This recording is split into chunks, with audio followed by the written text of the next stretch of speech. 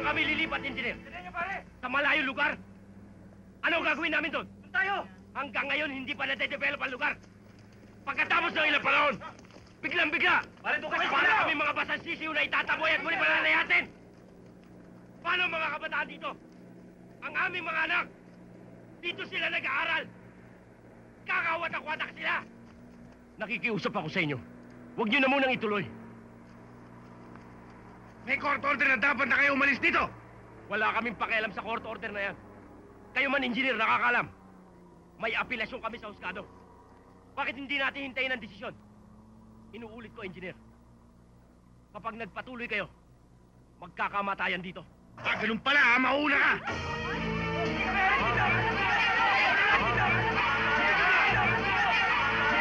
Hindi kami alis! Sige!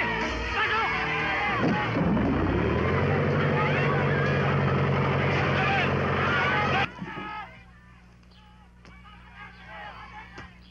Tanghaling tapat nagpapabuenas.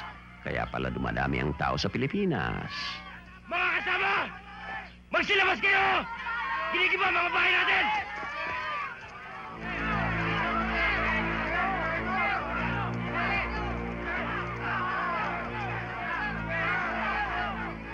Ano yan? Mukhang demolition, Sarge. Tulungan natin. Huwag tayong makialam dyan. Wala tayo sa jurisdiction. Masasabi tayo dyan.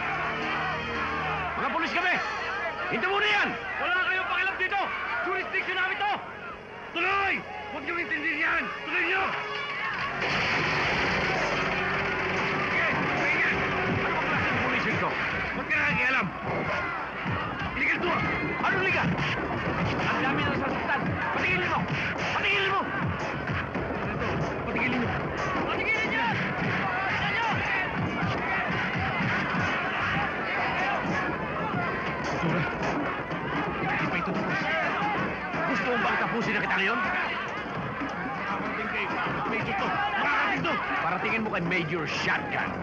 Hindi ako natatakot. Saan mo gusto lumabas ang pala? Kano ako limang tainga? Ha? Nay! Huwag mo kami iwan! Nay!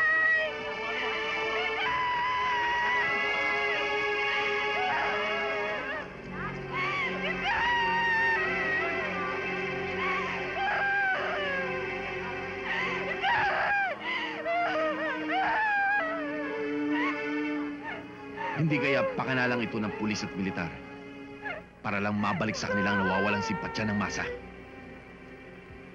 Ginagawa ko lang ang aking tungkulin para pangalagaan ang masa. Hindi tulad ng iba riyan na sinusulsulan ng masa para magliyab ang kanilang damdamin upang dumanak ang dugo. Alam ko ang lugar na ito ay pinamumugaran na ng mga sumasamba sa karit at baso. Ang dalawang ariyan, tanghaling tapat, ay ginagawang motel ang Batalangan.